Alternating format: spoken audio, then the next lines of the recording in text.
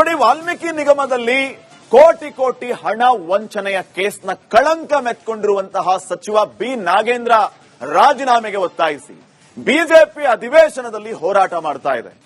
ಯಾವುದೇ ಕಾರಣಕ್ಕೂ ಕಳಂಕಿತ ವ್ಯಕ್ತಿಯನ್ನ ನೀವು ಸದನದಲ್ಲಿ ಕೂರಿಸುವಂಗಿಲ್ಲ. ಈ ಹೌಸೇ ರಾಜೀನಾಮೆ ತಗೊಂಡಿದೆ. ರಾಜೀನಾಮೆ ತಗೊಂಡ ಮೇಲೆ ಮತ್ತೆ ಅವರನ್ನೇ ಕರ್ಕೊಂಡು ಬಂದು ಮಿನಿಸ್ಟರ್ ಯಾಕೆ ಮಾಡಿದ್ರಿ? ಯಾವುದೇ ಕಾರಣಕ್ಕೂ ಇದನ್ನ ನಾವು ಒಪ್ಪಲ್ಲ ಅಂತ ಹೇಳ್ತಿದ್ದಾರೆ. ಅವರ ರಾಜೀನಾಮೆ ಪಡಿಬೇಕು, ಸದನ ನಡಿಬೇಕು. ಉಭಯ ಸದನದಲ್ಲೂ ಕೂಡ ಕಮಲ ಪಡೆ ಇದೇ ವಿಚಾರವನ್ನ ಇಟ್ಕೊಂಡು ಪ್ರತಿಭಟನೆಯನ್ನ ಮಾಡಿತು.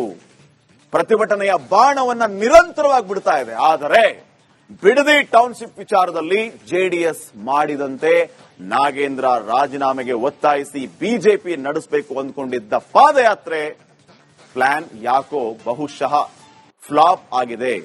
ಕೇವಲ ಪ್ರತಿಭಟನೆ ಮಾತ್ರವೇ ಅನ್ನೋ ಪ್ರಶ್ನೆ ಹುಟ್ಟಾಕಿದೆ. ಏನ್ ನಡೆದಿದೆ ನಾಗೇಂದ್ರ ವಿಚಾರವಾಗಿ ನೋಡ್ಕೊಂಬನ್ನಿ.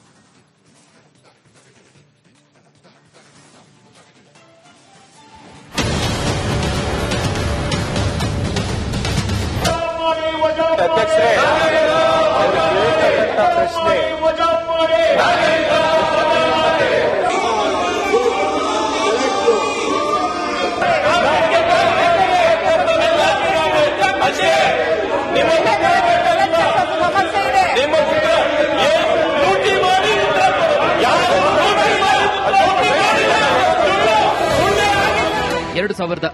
ವಿಧಾನಸಭಾ ಚುನಾವಣೆಯಲ್ಲಿ ಪಟಾಕಿ ಹೊಡೆಯಲೇಬೇಕೆಂದು ದಳಕಮಲ ಮೈತ್ರಿಪಡೆ ಸಜ್ಜಾಗಿ ನಿಂತಿವೆ. ಆಡಳಿತ ಪಕ್ಷ ಕಾಂಗ್ರೆಸ್ ವಿರುದ್ಧ ಜನಾಕ್ರೋಶವನ್ನು ಹೆಚ್ಚಿಸಲು ಜೆಡಿಎಸ್ ಮತ್ತು ಬಿಜೆಪಿ ಜಿದ್ದಿಗೆ ಬಿದ್ದವರಂತೆ ತಂತ್ರದ ಮೇಲೆ ರಣತಂತ್ರವನ್ನು ಹೆಣಿತಾ ಇವೆ. ಬಿಡದಿ ಟೌನ್ಶಿಪ್ ವಿಚಾರ ಎತ್ತಿಕೊಂಡಿದ್ದ ಜೆಡಿಎಸ್ ಬೆಂಗಳೂರಿಗೆ ಪಾದಯಾತ್ರೆ ಮಾಡಿ ಸೈ ಎನಿಸಿಕೊಂಡ್ರೆ, ನಾಗೇಂದ್ರ ನಮ್ಮ ಶಿಕಾರಿ ಅಂತಿದ್ದ ಕಮಲ ಪಡೆ ಪಾದಯಾತ್ರೆಗೆ ಪ್ಲಾನ್ ಮಾಡಿಕೊಂಡಿತ್ತು. ಆದ್ರೆ ಅದ್ಯಾಕೋ ಏನು ಕಾಲ್ನಡಿಗೆ ಪ್ಲಾನ್ ನಿಂದ ಭಾಜಪಾ ಹಿಂದೆ ಸರಿದಿದೆ.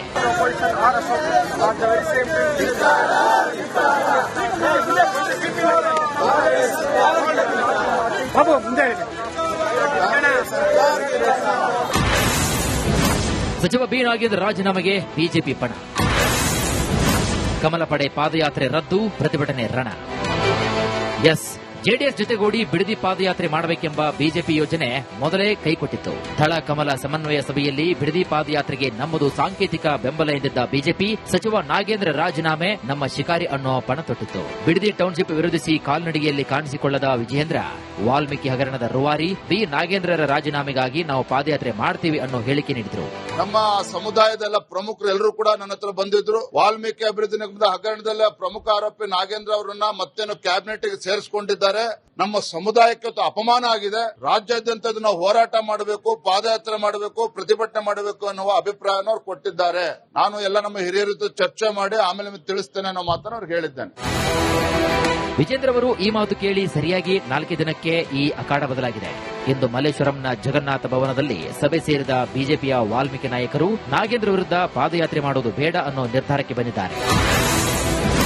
ಉಭಯ ಸದನದಲ್ಲೂ ನಿಲ್ಲದ ರಾಜೀನಾಮೆ ಕಥನ. 2023ರ ವಿಧಾನಸಭಾ ಚುನಾವಣೆಯಲ್ಲಿ ಸೋತ ವಾಲ್ಮೀಕಿ ನಾಯಕರಾದ ಶ್ರೀರಾಮುಲು, ಕುಡ್ಚಿಯ ಪಿ ರಾಜು ಸೇರಿದಂತೆ ಪರಿಶಿಷ್ಟ ಪಂಗಡದ ಮುಖಂಡರು ಪಾದಯಾತ್ರೆ ಬೇಡ ಅಂತಿದ್ರೆ, ಇತ್ತ ವಿಧಾನಸಭೆ ಮತ್ತು ವಿಧಾನ ಪರಿಷತ್ನಲ್ಲಿ ಬಿ ನಾಗೇಂದ್ರ ರಾಜೀನಾಮೆಗೆ ಹೋರಾಟ ಜೋರಿತ್ತು. ರಾಜೀನಾಮೆ ಕೊಟ್ಟಿದ್ದಾರೆ ಅಂದ್ರೆ ನಮ್ಮದು ಸಮಸ್ಯೆನೇ ಇಲ್ಲ. ಆಯ್ತು, ನನಗೆ ಚರ್ಚೆ ಮಾಡಕ್ಕೆ ಅವಕಾಶ ಮಾಡಿಕೊಡ್ತೀನಿ.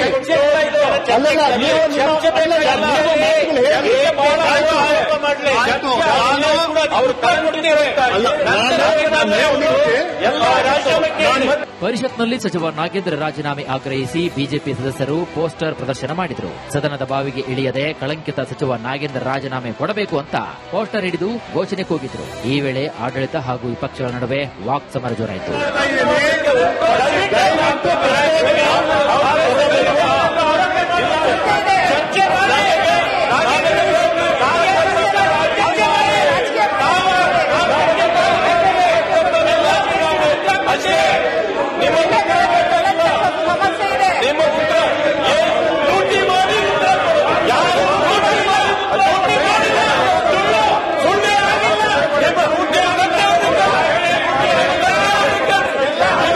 ಇತ್ತ ವಿಧಾನಸಭೆಯಲ್ಲೂ ಅಶೋಕ್ ನೇತೃತ್ವದಲ್ಲಿ ನಾಗೇಂದ್ರ ರಾಜೀನಾಮೆಗೆ ಆಗ್ರಹಿಸಿ ಬಿಜೆಪಿ ಪ್ರತಿಭಟನೆ ಮಾಡಿತ್ತು. ಜೆಡಿಎಸ್ ಮತ್ತು ಬಿಜೆಪಿಯ ಶಾಸಕರು ಕಪ್ಪು ಶಾಲು ಪ್ರದರ್ಶನ ಮಾಡಿದರು. ನಾಗೇಂದ್ರ ರಾಜೀನಾಮೆಗೆ ಒತ್ತಾಯಿಸಿ ಘೋಷಣೆ ಕೂಗಿದರು.